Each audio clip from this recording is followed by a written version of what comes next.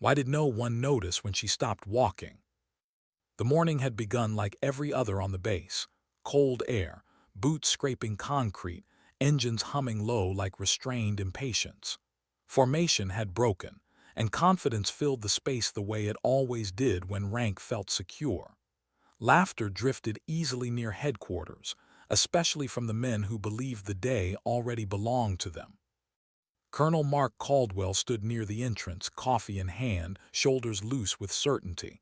He talked loudly, too loudly, about schedules, about readiness, about outsiders who didn't understand real command. His voice carried, and he made no effort to lower it. Then he noticed her. Or rather, he noticed that she didn't react. A quiet woman stood slightly apart from the flow of officers and enlisted alike. Civilian coat, sensible shoes, no visible badge, no rank, no urgency. She held a slim folder against her chest and watched the flag instead of the people talking about her.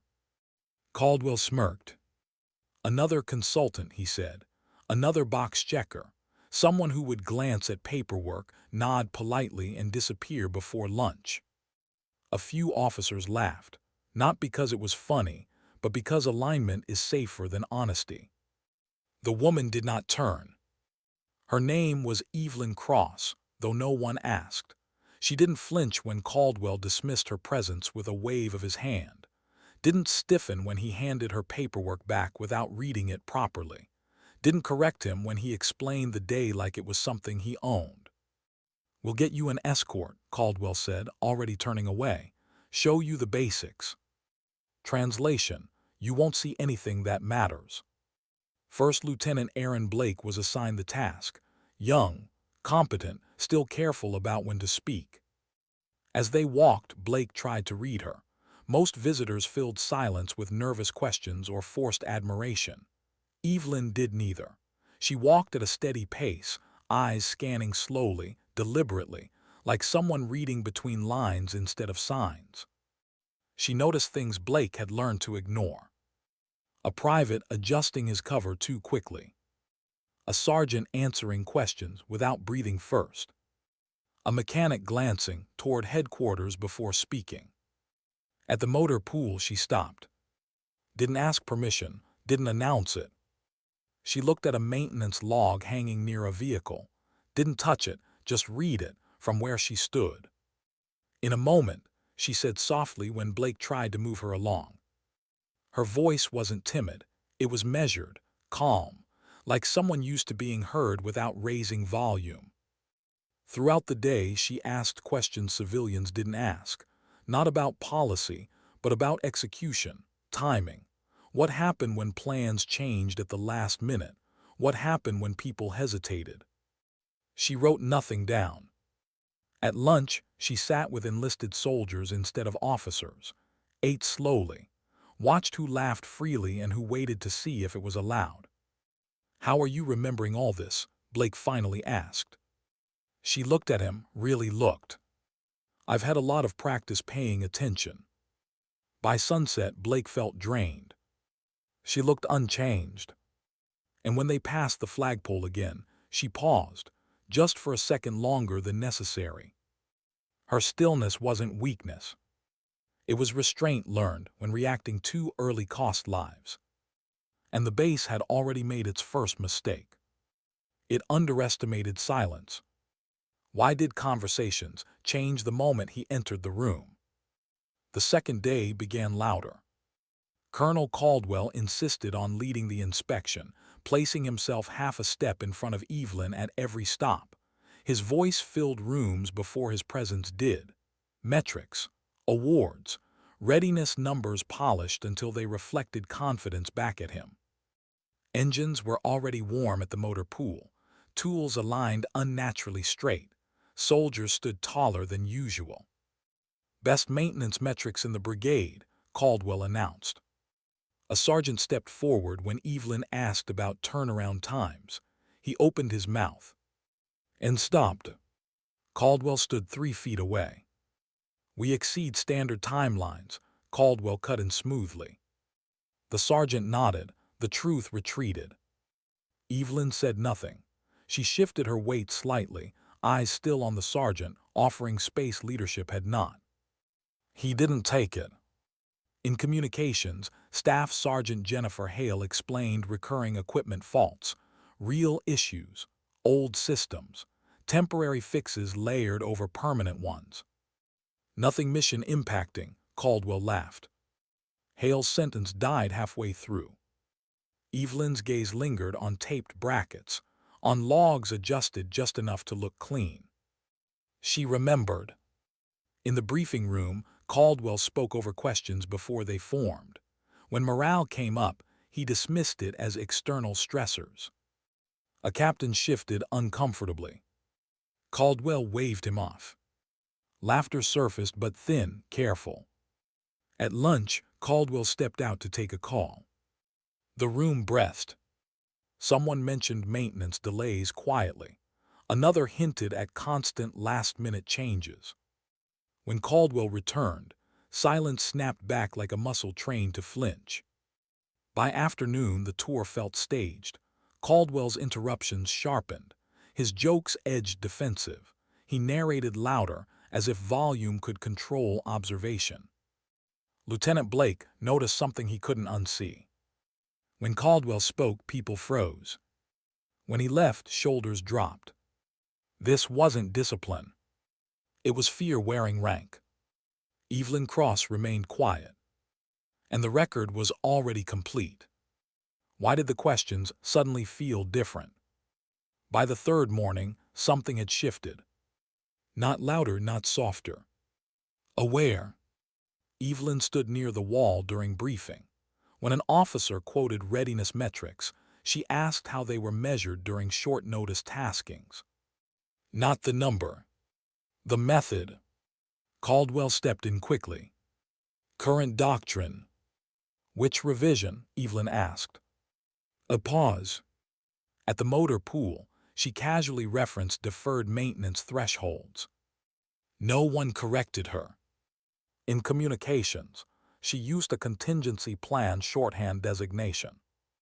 Staff Sergeant Hale looked up sharply. Sergeant Major Linda Morales noticed everything. The way Evelyn scanned exits first. The way she waited an extra beat before speaking. The way she listened without encouraging. Morales had seen that posture before. Not on civilians.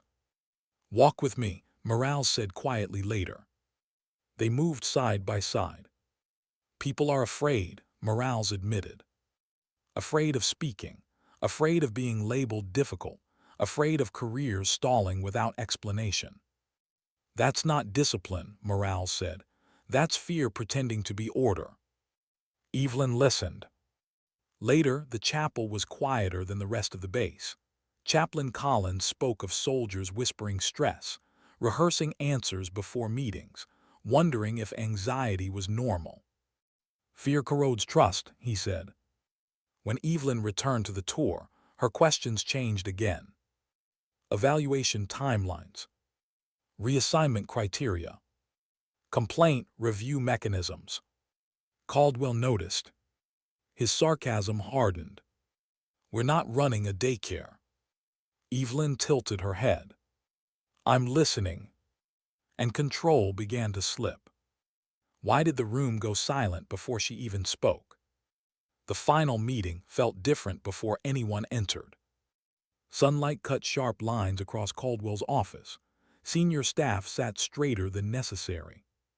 Caldwell stood behind his desk, hands spread wide. Let be efficient, he said. Evelyn sat where indicated, placed her slim folder between them. He spoke first, metrics, praise, dismissals. When he finished, she opened the folder. Removed one page. Slid it forward. Caldwell glanced down. And froze. The letterhead. The seal.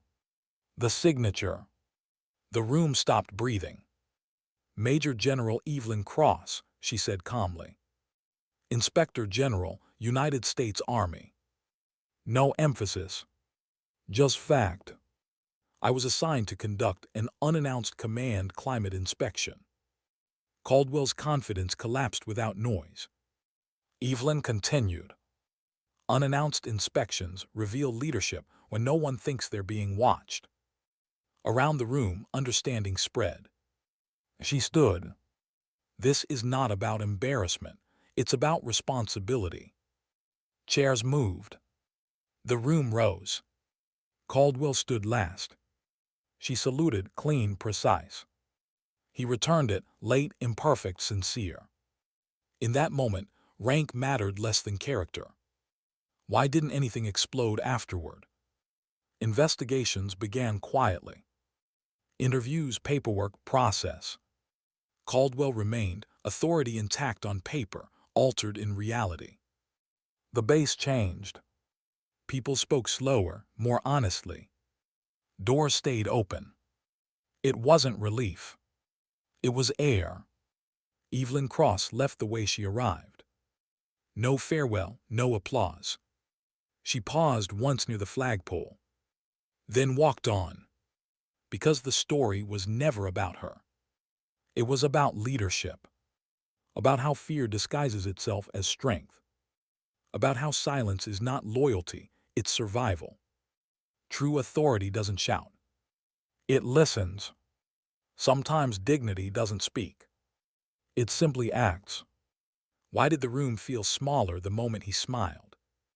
Colonel Mark Caldwell had perfected that smile over years of command. It wasn't warm. It wasn't cruel either. It was efficient, polished just enough to signal confidence without inviting questions. The kind of smile that told everyone watching that things were under control, whether they were or not. He wore it as he stepped into the motor pool, voice already mid-sentence, already shaping the narrative before anyone else could try. Engines are warmed, tools accounted for. Maintenance metrics are the best in the brigade, he announced, clapping his hands once as if to punctuate truth into existence. Soldiers straightened instinctively, not with pride, with reflex. Boots aligned, backs stiffened. A few glanced toward Evelyn Cross, standing quietly a step behind Caldwell, her civilian coat plain against the sea of uniforms. She didn't match the setting, and that made her easy to dismiss. Caldwell barely looked at her when she asked her first question. How long does a vehicle usually sit when a part is delayed? It wasn't accusatory. It wasn't sharp. It was the kind of question that sounded harmless unless you knew the answer. A sergeant stepped forward, jaw tight. Well, ma'am, we exceed standard timelines, Caldwell cut in smoothly, stepping closer, his shoulder almost brushing the sergeant's arm. My people don't cut corners. The sergeant nodded once, hard.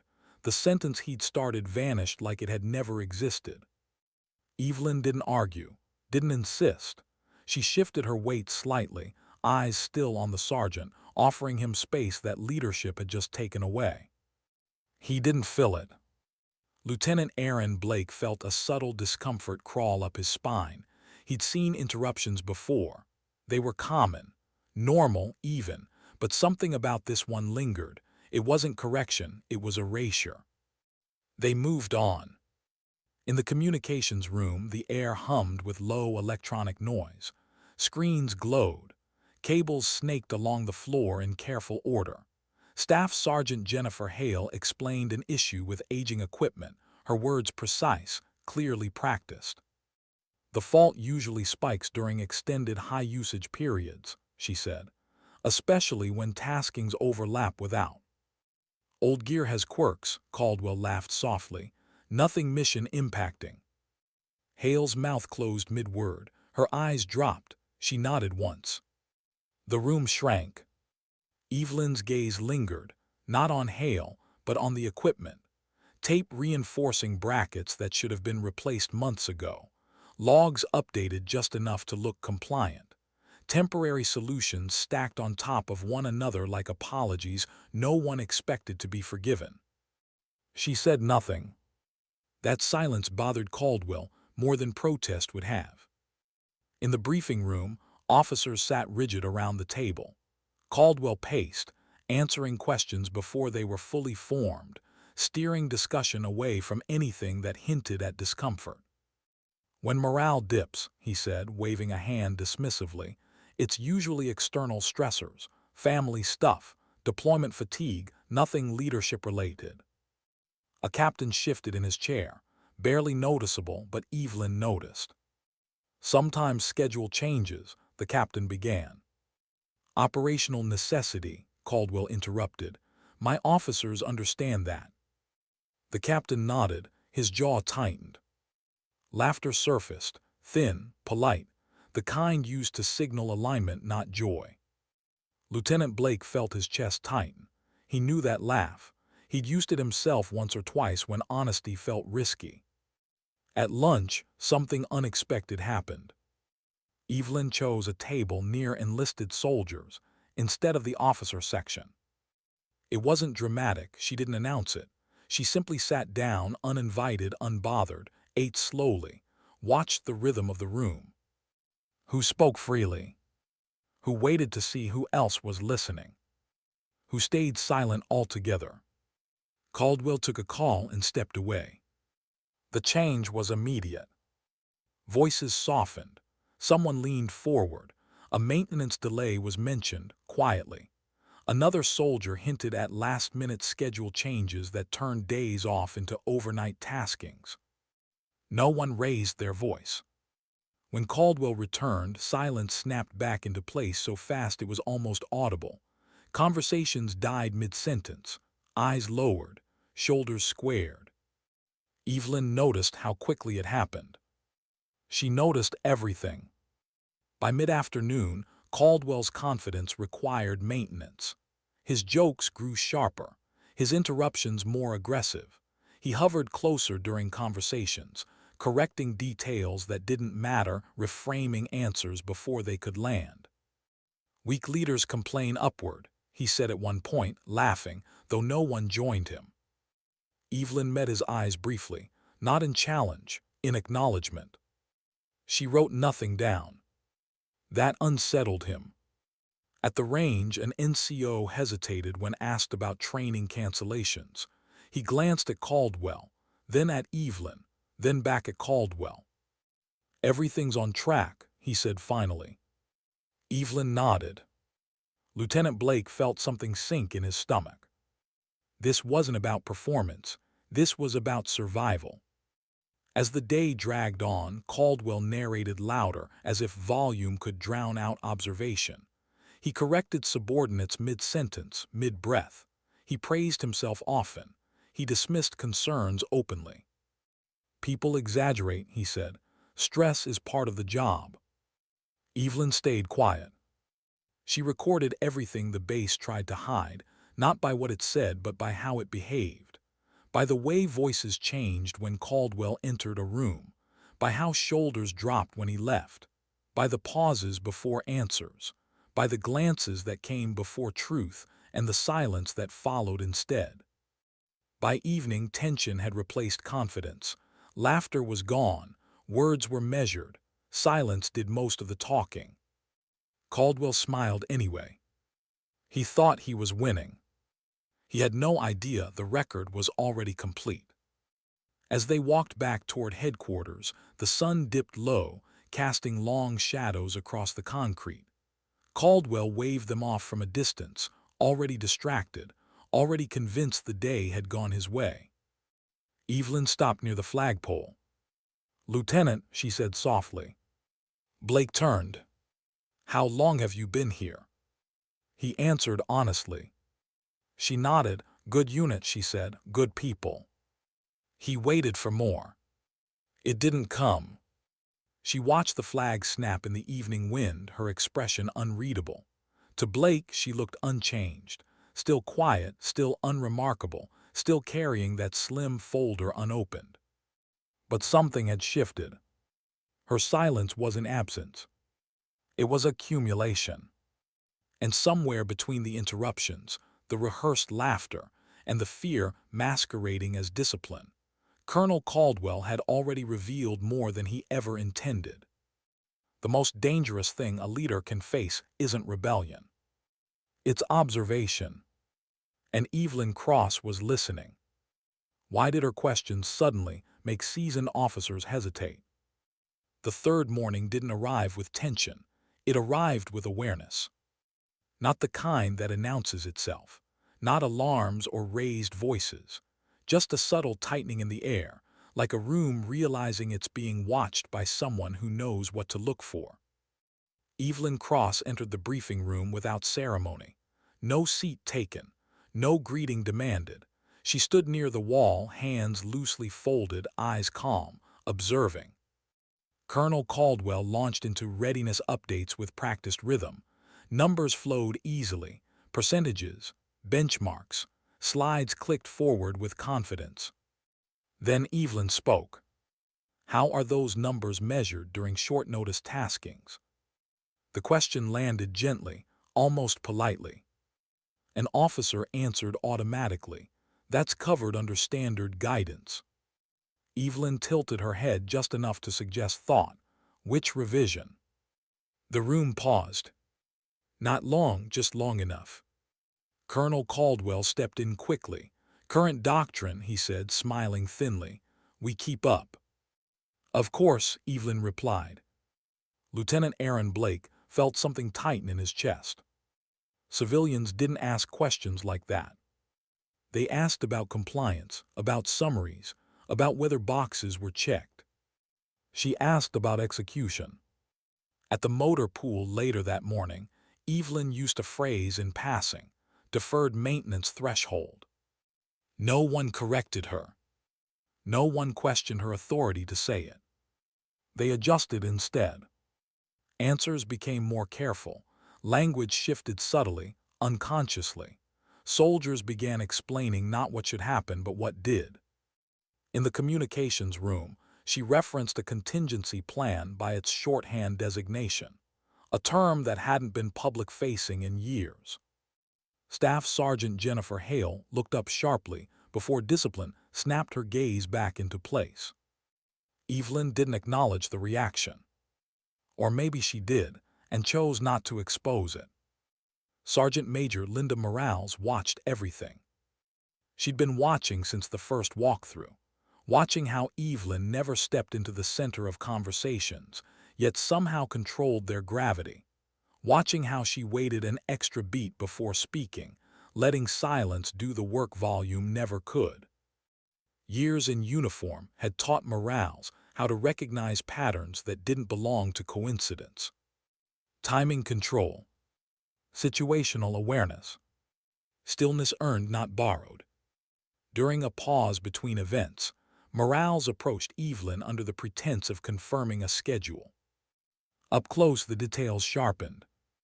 The way Evelyn's eyes moved first to exits, then to people. The slight angle of her stance, never squared, never exposed. The absence of visible opinion. What brings you here? Morales asked carefully. Really? Evelyn met her gaze evenly. Understanding. One word. No explanation, no deflection. Morales studied her longer than protocol required, then nodded once and stepped back. Lieutenant Blake saw the exchange from across the room. Something had changed in Morales's posture, less guarded, more alert, like someone who'd recognized a familiar shape in unfamiliar terrain. Later, during a planning discussion, Evelyn asked another question that didn't belong on a civilian checklist. How often do squads receive less than 12 hours notice for taskings? Caldwell answered quickly, rarely. Evelyn didn't challenge him. She simply asked, rarely enough to track or rarely enough to ignore. The room went still. Blake felt his pulse spike. That wasn't a trick question. That was a leadership question. Caldwell laughed, but the sound came a half-second late. You're digging for problems that aren't there. Evelyn nodded. I'm listening. The mystery tightened. As the day continued, the clues piled quietly. Evelyn corrected a timeline without referencing notes. She used a command climate term that hadn't been included in public briefings for years. She referenced a leadership principle by its doctrinal name, not its slogan. No one called her out. They adjusted. People began choosing words more carefully around her. not out of fear, but recognition. Whatever Evelyn Cross was, she wasn't what Colonel Caldwell thought. The private conversation happened without planning. A narrow hallway, the hum of the motor pool fading into distance, no closed doors, no witnesses who mattered. Sergeant Major Morales waited until Lieutenant Blake was pulled away by a call. "Walk with me," she said softly.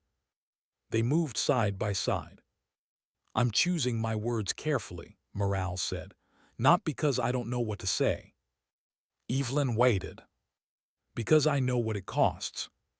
Morales stopped near a supply cage, hands clasped behind her back. "People are afraid." The word sat heavy.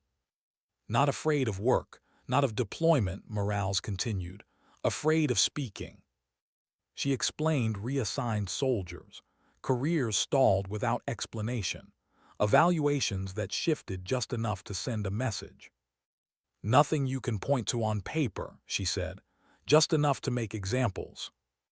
Evelyn's expression didn't change, but something in her attention sharpened, subtle as a blade sliding free.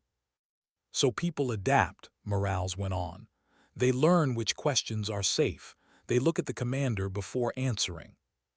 She turned then. "That's not discipline, that's fear pretending to be order." Evelyn nodded once. "What happens when someone pushes back?" she asked. Morales hesitated. That hesitation said everything. "They're labeled difficult," Morales admitted, "not team players." "Who decides that?" Evelyn asked. Morales met her eyes. "Everyone." The conversation ended the way it began, quietly, professionally. Later that afternoon, the chapel offered a different kind of silence. Chaplain Andrew Collins spoke without looking at the door. "I don't track names," he said. "I track patterns." More soldiers came to him for leadership stress than anything else. Not combat, not family. "They whisper," he said.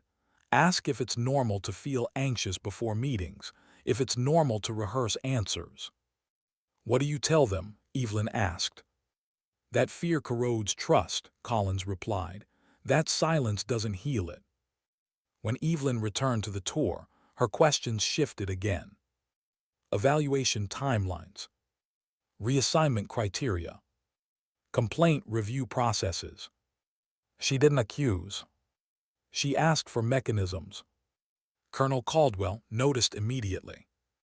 His jokes sharpened, his sarcasm hardened. "We're not running a daycare," he said. "Soldiers need thick skin." Evelyn looked at him calmly, understood. "And the review process?" she asked. Caldwell's jaw tightened. "I make the decisions." "Understood," she replied again. "And the process?" The room went still. Caldwell laughed, but there was an edge now. "You're digging." "I'm listening," she said. That single word unsettled him, more than confrontation ever could. By evening, Caldwell narrated constantly, filled every pause, explained unasked details, controlled conversations before they could drift toward truth. Lieutenant Blake watched it happen and felt something settle in his chest, not fear, but clarity. This wasn't strength. This was maintenance. And the harder Caldwell worked to control the story, the clearer the record became. Evelyn Cross never raised her voice. She never corrected him publicly. She simply adjusted her questions, one layer deeper each time. And with every answer Caldwell tried to manage, the truth surfaced anyway, not through rebellion, not through confrontation, but through behavior. Leadership reveals itself most clearly when it believes it's safe. And Colonel Caldwell was no longer safe. He just didn't know it yet. Why did the hallway feel heavier than any briefing room she'd entered? It wasn't because of rank. It wasn't because of walls closing in. It was because truth had finally been spoken out loud, and once that happens, silence changes shape. Evelyn Cross stood alone for a moment after Sergeant Major Morales walked away. The hallway smelled faintly of oil and dust, the distant clatter of the motor pool echoing like a heartbeat through concrete. No one looked at her. No one needed to. What had been said could not be unsaid, and she felt the familiar weight settle into her chest, not doubt, not hesitation, but responsibility. She'd carried that weight before. She carried it again now. When she stepped back into the flow of the inspection, Colonel Caldwell noticed immediately. Not because she did anything differently, but because he felt different. His instincts told him something had shifted, and instincts like his didn't need evidence. They only needed threat. His humor sharpened. His presence loomed closer. His voice filled rooms before questions could form. At logistics, a captain began explaining personnel rotations. Halfway through, Caldwell interrupted to clarify something that hadn't been unclear. He corrected phrasing, reframed intent, smiled while doing it. Evelyn watched the captain's shoulders tighten, watched the moment when thought gave way to caution. She asked her next question carefully. How are reassignment recommendations reviewed? Caldwell answered quickly, chain of command. Only chain, she asked. He laughed. We don't air internal matters. I understand, Evelyn said. I'm asking about process. The word landed like a pebble dropped into still water, small, unavoidable. Caldwell stepped closer, too close. Now you're digging for problems that aren't there. Evelyn met his gaze, not with defiance, not with challenge, with calm. I'm listening. The room went quiet. Lieutenant Aaron Blake felt his pulse in his ears. He'd never seen anyone say so little and unsettle a senior officer so completely. Caldwell's control relied on momentum, on moving faster than questions. Evelyn wasn't chasing him. She was letting him run. As the afternoon wore on, Caldwell's restraint frayed. He mocked concerns openly now, referred to stress as weakness, labeled dissent entitlement. His words grew louder, sharper, as if tone alone could erase patterns. Evelyn never reacted. She didn't need to. At one point, in a narrow corridor outside admin, Caldwell stopped abruptly and turned to face her. This isn't that kind of visit, he said, voice firm, eyes searching her face for reaction. We're operational here, not emotional. Evelyn nodded once. Operational environments reveal emotional truths. Caldwell stared at her, unsure whether he'd been challenged or educated. By late afternoon, even the base itself seemed tired. Doors closed more quickly. Conversations shortened. People tracked Caldwell's movements the way animals track weather, instinctively, without discussion. Lieutenant Blake watched soldiers he respected choose safety over honesty, and it bothered him more than he wanted to admit. He joined believing leadership was about clarity, about trust. What he was seeing now felt like survival. When the chapel appeared on the schedule, Caldwell scoffed. Waste of time, he muttered, but go on. Evelyn went alone. Inside, the air was cooler, quieter, the kind of quiet that didn't demand anything. Chaplain Andrew Collins didn't stand when she entered. He didn't offer pleasantries. He simply gestured toward a chair and waited. I don't track names, he said after a moment. I track patterns. Evelyn listened. More soldiers came to him for leadership stress than for combat memories. They whispered fears they couldn't say anywhere else, asked if it was normal to feel anxious before meetings, to rehearse answers in their heads, to dread being noticed. What do you tell them? She asked. That fear corrodes trust, Collins said. That silence doesn't heal it, and that sometimes the bravest thing a soldier can do is admit something is wrong. Evelyn absorbed the words without comment. She'd heard variations of them before, different bases, different leaders, same pattern. When she rejoined the tour, her questions shifted again. Not sharper, deeper. She asked about evaluation timing, who reviewed them and how often, about reassignment authority, what oversight existed, about complaints, where they went after being filed. She never accused. She asked how systems worked when no one was watching. Caldwell's irritation hardened into defensiveness. He hovered now, cutting off answers mid-sentence. His jokes no longer landed. His laughter echoed alone. At one point, he snapped at a captain for hesitating. "Speak up," he said sharply. "You either know your unit or you don't." The captain flushed and answered quickly, words tumbling out half-formed. Evelyn didn't look at Caldwell. She looked at the captain. Later, as the day wound down, Caldwell insisted on a final briefing the next afternoon. "Wrap this up cleanly," he said. "No surprises." Evelyn nodded. That night she sat alone in temporary quarters, the slim folder open at last. Not notes, orders. Authority sealed long before she'd arrived. She reviewed nothing new. She didn't need to. The record had already written itself. She thought of morals, of Hale, of the captain who'd swallowed truth to keep his career intact. She felt no anger, only resolve. The final meeting took place the following afternoon. Caldwell's office was immaculate, awards aligned perfectly, flags positioned with care. Sunlight cut through the blinds, stripping the desk and walls with sharp precision. Senior staff filled the chairs along the sides. No one spoke above a measured tone. The room already knew this wasn't routine. Caldwell stood as Evelyn entered, not out of respect but control. He positioned himself behind the desk, hands spread wide like a man claiming ground. "Let be efficient," he said. "I've got operational priorities."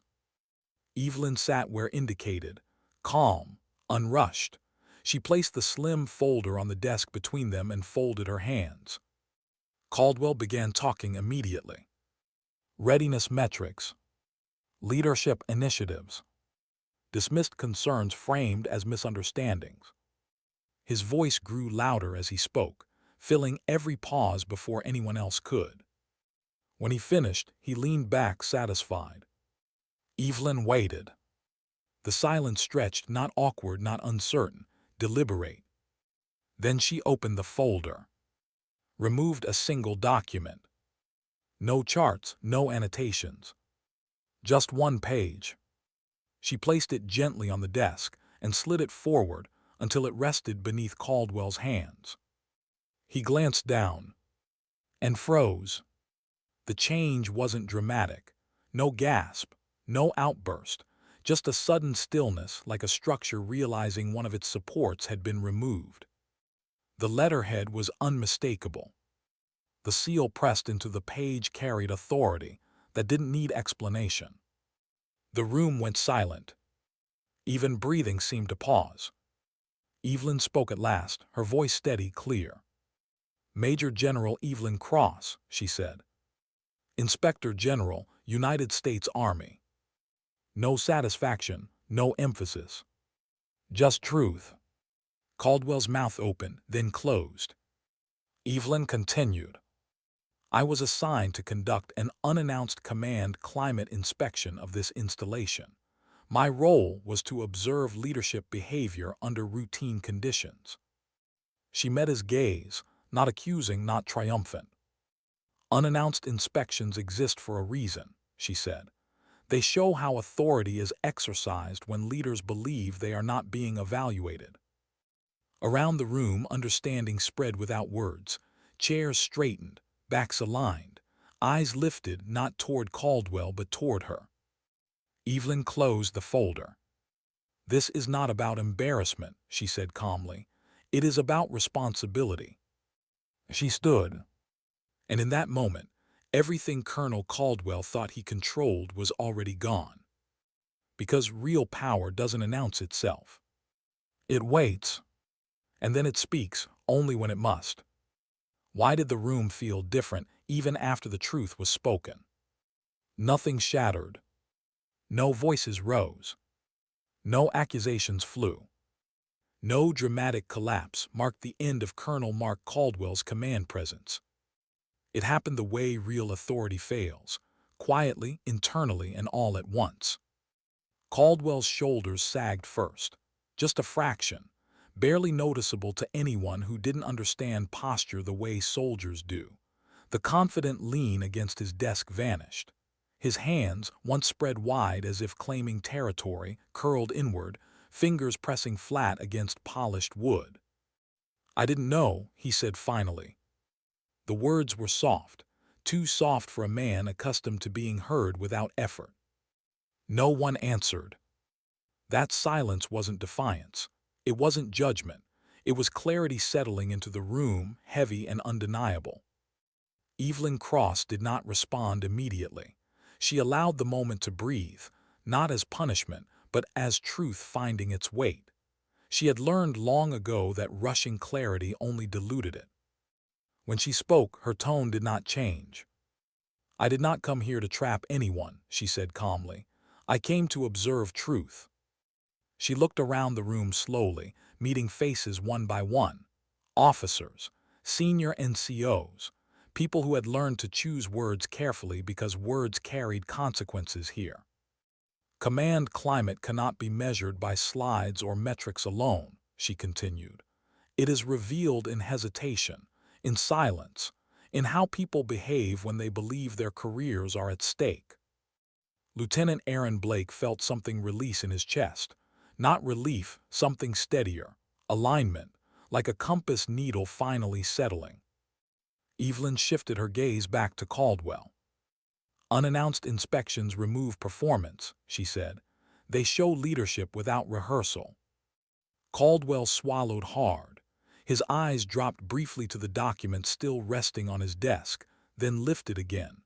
Whatever he had expected from this moment, anger, confrontation, humiliation, it hadn't arrived. What stood before him now was far worse. Accountability. Sergeant Major Linda Morale stood perfectly still, hands clasped behind her back.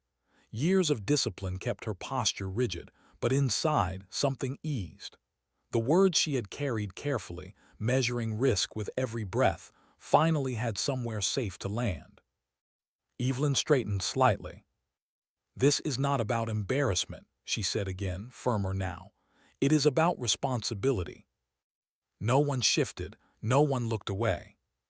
She explained the process that would follow. Interviews, documentation, oversight, methodical, professional, free of spectacle.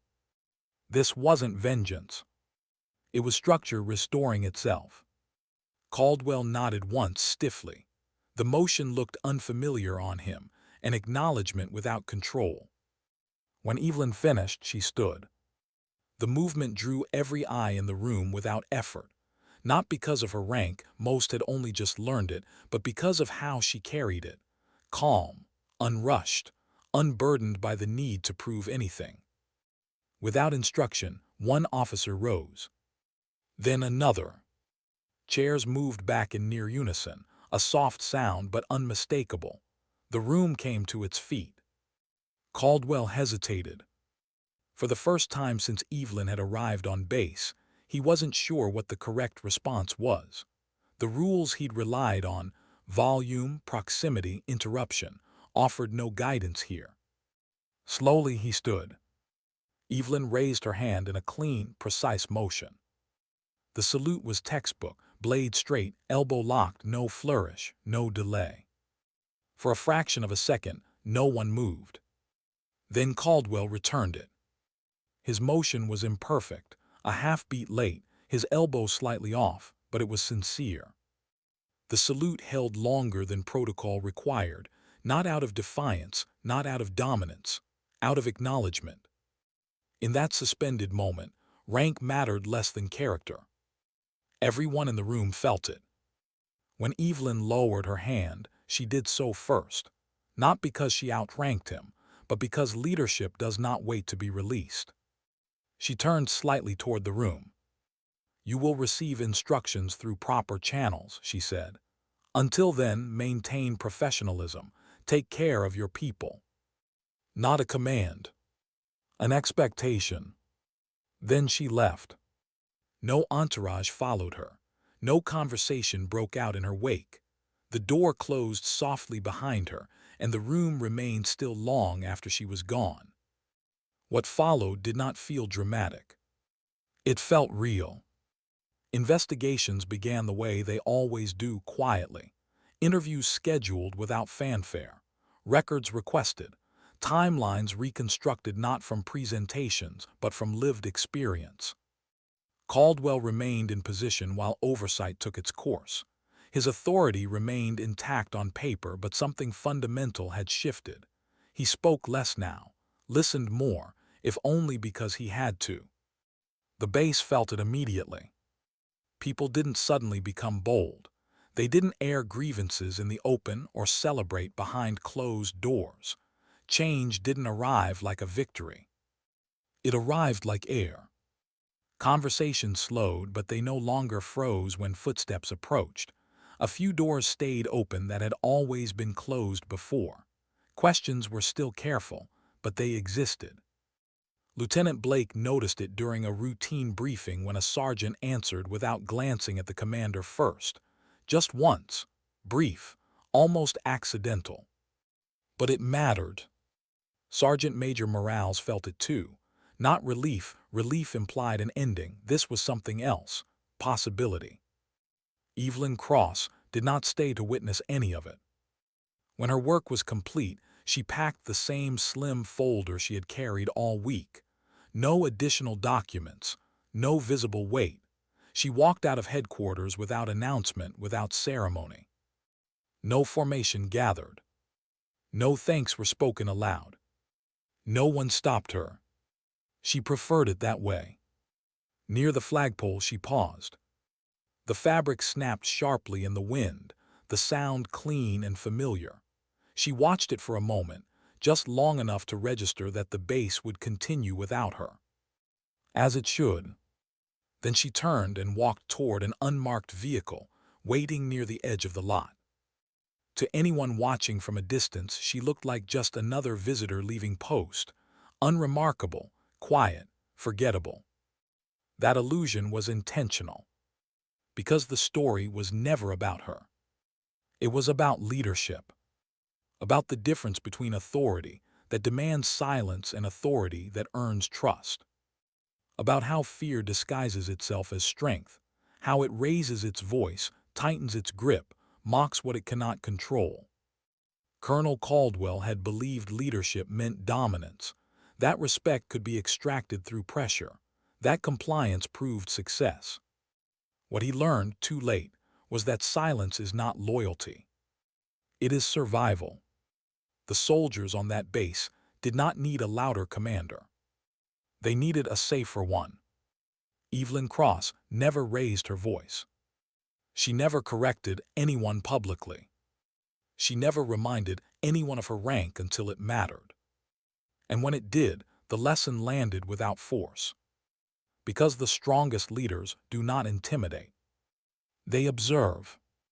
They listen. They act only when action is unavoidable. Some of the most important moments in military life never make headlines. They happen in quiet rooms, behind closed doors, when character is tested without witnesses and leadership is measured without warning.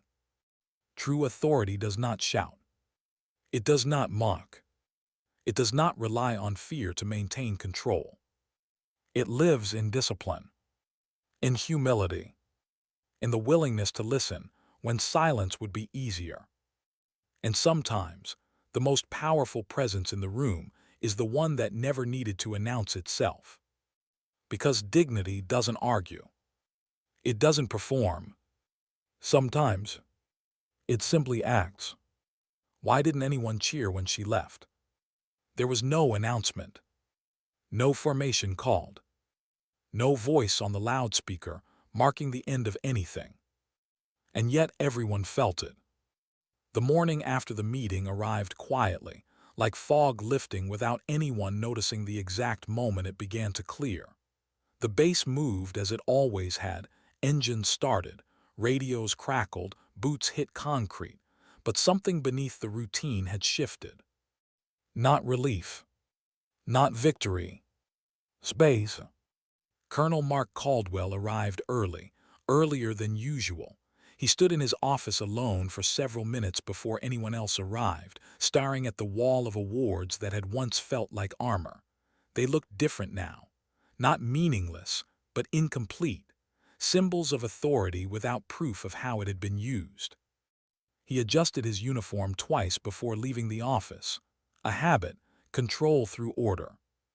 But control no longer felt automatic. In the briefing room, officers sat straighter, not because they feared correction, but because they were unsure what came next.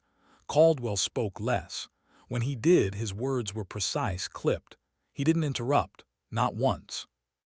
It felt strange. A captain asked a question that would have been shut down days earlier. Caldwell paused before answering, actually paused, considered. Lieutenant Aaron Blake noticed it immediately. So did everyone else. Change didn't announce itself with speeches or apologies. It showed up in hesitation, in restraint, in moments where fear used to live and didn't quite fit anymore. Down in the motor pool, a sergeant corrected a log honestly instead of smoothing it out. He expected backlash. It didn't come. Not immediately. That mattered. In communications, Staff Sergeant Jennifer Hale spoke more slowly during an equipment update, choosing accuracy over safety. Her hands still trembled slightly, but she didn't stop herself. Sergeant Major Linda Morales watched these moments the way she'd learned to watch everything else. Carefully, without optimism, without cynicism. Just awareness. She knew better than to believe one inspection fixed a culture. She'd been in uniform too long for that. But cultures didn't change all at once anyway. They shifted in inches, in permissions, in the quiet understanding of what might now be allowed, and what might no longer be tolerated. Investigators arrived without drama, civilian clothes, neutral expressions. They asked questions the way Evelyn Cross had, about timing, about process, about how decisions felt when they landed. People answered carefully at first, then gradually more fully. Not because they felt brave, because they felt seen. Colonel Caldwell complied with every request. He answered questions directly. He resisted the urge to explain beyond what was asked. It was the hardest discipline he'd practiced in years. At night alone, he replayed moments he dismissed as harmless. Jokes, interruptions, smiles used to control rather than reassure. He'd believed fear kept standards high. What he hadn't understood was what fear was costing him. Not just trust. Truth. Evelyn Cross was already gone. By the time the investigators settled in, her unmarked vehicle was miles away, moving steadily toward its next destination. Another base, another command, another place where silence had learned to survive. She sat in the passenger seat, hands resting loosely in her lap, eyes on the passing landscape. She didn't review notes, didn't replay conversations. She rarely did. Her work wasn't about moments, it was about patterns. She thought briefly of Sergeant Major Morales, of the careful courage it took to speak without guarantees, of Lieutenant Blake, still young enough to believe leadership could be better, but old enough to know it often was. She thought of Caldwell too, not with satisfaction, with gravity. She'd seen leaders like him before. Some learned, some resisted, some collapsed under the weight of accountability they'd avoided for years. Her job wasn't to predict which outcome would follow, only to make truth unavoidable. The vehicle slowed at a traffic light. Evelyn glanced at her reflection in the window, plain coat, no insignia, no visible rank. Just another face passing through. That anonymity was intentional. Because when authority relies on being seen, it weakens when no one is watching. True authority doesn't. Back on the base, weeks passed. The investigation continued quietly. Recommendations were made. Oversight increased. Some decisions were reviewed, others reversed. No one called it justice. They called it correction. Caldwell remained in command for a time. Then eventually he didn't. The transition wasn't dramatic, no public disgrace, no whispered scandal. Just a change in letterhead. The base adapted. New routines formed. New habits tried to take root. Some failed, some held. Fear didn't vanish. It rarely does. But it no longer ran the room unchallenged. Lieutenant Blake stayed. He learned what leadership looked like when volume wasn't the currency. He learned how silence could be used to listen, not to suppress. Years later, when he stood in front of his own unit for the first time, he remembered a quiet woman who never raised her voice, and the day everything changed because she didn't have to. Sergeant Major Morales retired not long after. At her final formation, she spoke briefly. No speeches, no lessons. Just one line. Take care of your people, the rest follows. She meant it more than most ever would. Some stories end with applause. This one didn't. It ended the way most real change does. Quietly, imperfectly, gradually. Evelyn Cross never returned to that base. She didn't need to. Her presence had already done its work, not by force, not by exposure, but by reflection. She had held up a mirror and let leadership see itself without rehearsal. That was enough. Because dignity doesn't shout. It doesn't mock. It doesn't perform. It watches. It waits. It acts only when action matters. And sometimes, the strongest thing a leader can do is let others reveal who they are when they think no one important is listening. Because silence doesn't always mean weakness. Sometimes, it means truth is gathering strength.